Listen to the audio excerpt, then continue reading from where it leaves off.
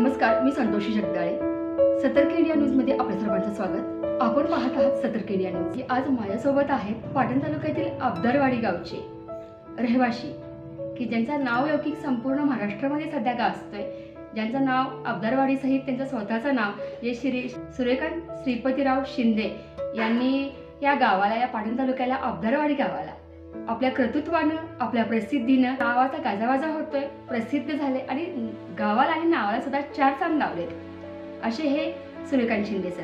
अवघा महाराष्ट्र पाहतोय. आज सतर्क इंडियाचे प्रत्येक प्रेक्षक पाहतायत की सूर्यकांत शिंदे यांना कैलासवासी सौ द्वारकाबाई तुकाराम सुकरे प्रतिष्ठान, न्यू इंग्लिश स्कूल व कला वाणिज्य विज्ञान कनिष्ठ महाविद्यालय नांदगाव यांचे संयुक्त विद्यमाने काव्य वाचनामध्ये त्यांचा द्वितीय क्रमांक औचित्य साधून आज आपल्या सतर्क इंडियाने सुद्धा यांची दादिण्यासाठी आपण इथं उपस्थित आहोत. नमस्कार. नमस्कार.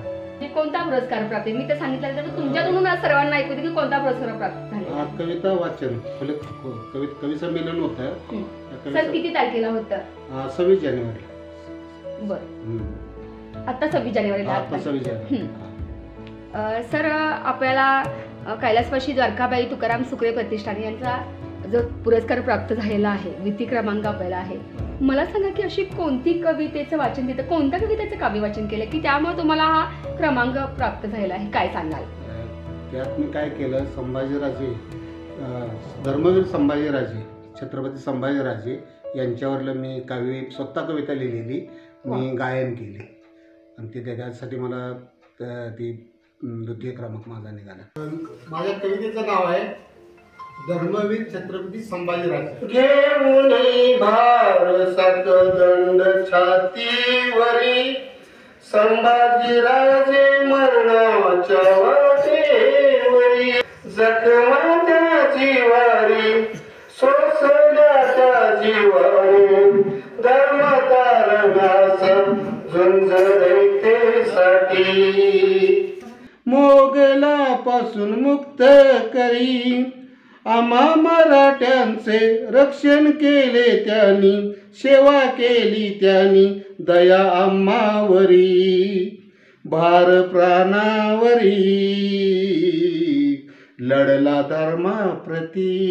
धन्यवाद. आणि खरंच खूपच सुंदर, म्हणजे छत्रपती संभाजीराजे यांचं आपल्या स्वतःच्या हिंदू धर्माविषयी जे प्रेम आहे ते आपण अतिशय सुंदर अशा शब्दामध्ये इथं व्यक्त केलेलं आहे. त्यांना झालेला यथा यातना, त्यांना झालेले जेवढे अन्याय ते सुद्धा तुम्ही अतिशय चांगल्या प्रकारे इथं मांडण्याचा प्रयत्न केलेला आहे. की महाराष्ट्राला अद्या आपण वेळ लावून ठेवलेला आहे आपल्या कवितांना.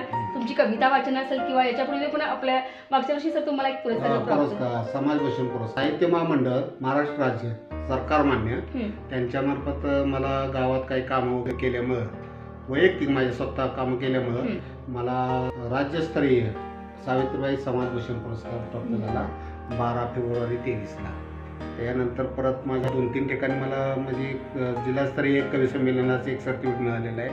2-3 ठिकाणचं कवी संमेलनाचं सर्टिफिकेट मिळालेले आहे. आणि काल मला हे प्रतिष्ठानचं नांदगावचं त्याचं द्वितीय क्रमांकाचं बक्षीस मला पारितोषिक मिळालंय. सतर्क प्रेक्षक, आपल्या महाराष्ट्रातील अवघे प्रेक्षक आपली वाट पाहतात. प्रेक्षकांसाठी आगामी आकर्षण काय असणार आहे, काय सांगाल? थोडंफार दैविक किंवा माझ्या आईबापाचं काय पुण्य असेल. माझा आता वय 59 वर्ष आहे. 60वं मला वर्ष चालू झालं.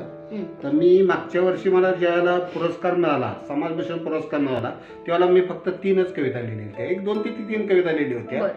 आता सध्या माझ्याकडे लिहिलेल्या माझ्या कविता जवळजवळ 75 कविता माझी झाली. 50 कविताचं म्हणजे एक पुस्तक म्हणजे आता पुढच्या महिन्यामध्येच आपलं प्रकाशन होईल आणि ते पुऱ्या महाराष्ट्राला उपलब्ध होईल माझ्यासोबत. आणि मी माझ्यामध्ये त्यामध्ये सर्व विषय आहेत, भक्ती रसापासून ते अगदी सर्व समाजातील काही म्हणजे काय अडचणी असतील, सर्व शेतकरी वगैरे सर्व राजकीय सुद्धा तो त्यामध्ये थोड्या माझ्या फार कविता आहेत माझ्या, तर ते मी त्यात मांडण्याचा प्रयत्न केलाय. माझं मनोगत त्यात व्यक्त केलंय मी. पण मला कुठंतरी असेल काहीतरी माझी पुण्य काहीतरी असेल, पुनर्जन्माची असेल किंवा माझ्या आईबापांची काही पुण्य असेल, त्यामुळे मी एवढ्या कविता लिहिलेत. अजून सुद्धा चालूच आहे. तर ते पुस्तक माझं जे प्रकाशन होणार आहे तर त्यामध्ये एक थोडंसं नाविन्य असं आहे की त्या माझ्या पुस्तकाला माझ्या आई वडिलांचंच मी नाव देणार आहे. म्हणजे कसं, सीता, आईचं नाव माझ्या सीता आहे, वडिलांचं नाव श्रीपती आहे. तर ते आई मधलं सीता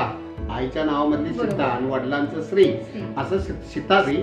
तर ह्या पुस्तकाच्या माझ्या म्हणजे कविसंमेलन याला आपल्या पुस्तकाला काव्यसंग्रहाला बरोबर. सीताश्री काव्यसंग्रह असं नाव दिलं जाणार आहे. मला वाटतं आणि सर आपल्या वास्तुसदन वास्तुसदनला सुद्धा माझ्या माझ्या बंगल्याला सुद्धा म्हणजे तेच नाव आहे, सीताश्रीच नाव आहे. बंधुप्रेम, समाजप्रेम, धर्मप्रेम, आई वडिलांचं प्रेम, संपूर्ण गावावरचं प्रेम असं असणारे हे श्री सूर्यकांत श्रीपती शिंदे यांचा आपण निरोप घेतोय आणि त्यांना उत्तरोत्तर त्यांची अशीच प्रगती होऊ देत, त्यांना सुख शांती आरोग्य समृद्धी अशीच राहू दे आणि सर आपल्या हातून ही कविता लेखनाचं अजून असंच करिअर घडू दे ही सदिच्छा.